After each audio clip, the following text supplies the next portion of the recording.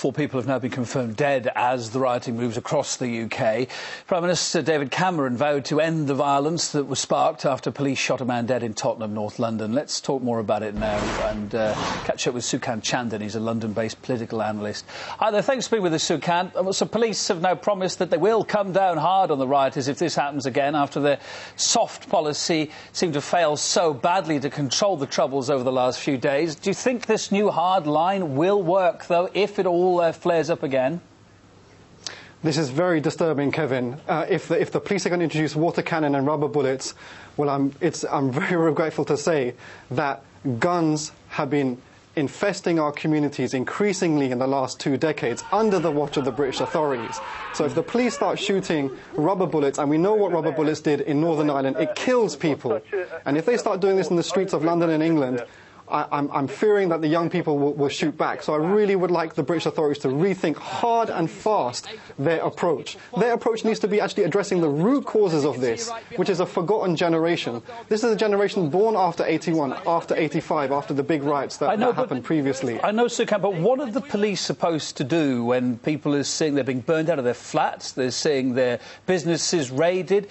They want protection from the police. What are the police supposed to do then? I understand that, but let's go to the root of the problem. Why did this start in the first place? Because the British police executed a black 29-year-old working-class person in Tottenham.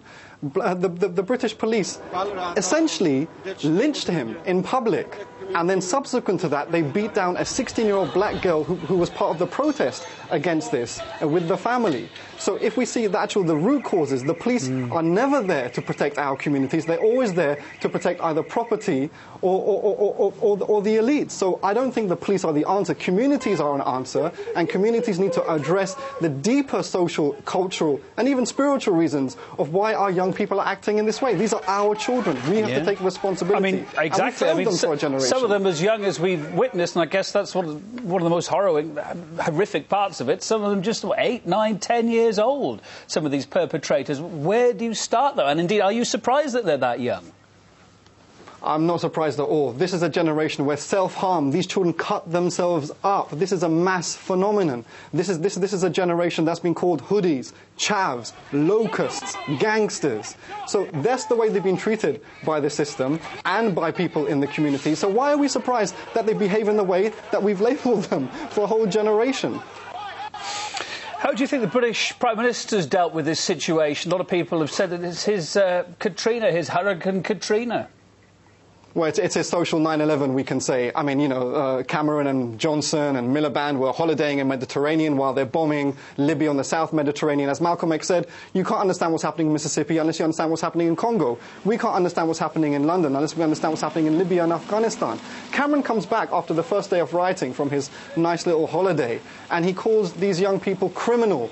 And they're defying law and order. This is the same person who's directly responsible for the massacring by NATO of 85 civilians that same night, including 35 children. So let's get some perspective here. Who's the real criminal in this situation? Let's go back to the police, the way they've handled this. They're facing, as you mentioned just now, serious criticism over the shooting of Mark Duggan. This triggered the riots. Although his family, of course, as we know, have been very quick to want to distance themselves from it. What impact will this have on the reputation of the British police, the way they've handled this now, especially the Met? Well, the reputation is, frankly, in the dirt for black and working class people, because this is nothing new. Smiley Culture, who's a very famous reggae artist, was killed in his own home only a couple of months ago. There was another death in police custody in Birmingham. So actually their reputation is absolutely, you know, just defunct amongst these communities. But I think really, again, I think the authorities have to think hard and fast. Now, I'm seeing in my community in Ealing, which riots took place the other night, armoured police cars and robo-cops walking through my community.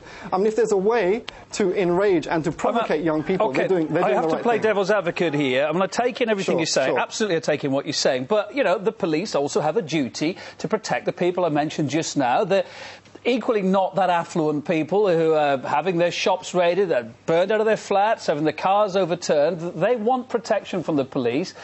The police have their hands tied as well, rather, because they have to be very careful what they do, don't they?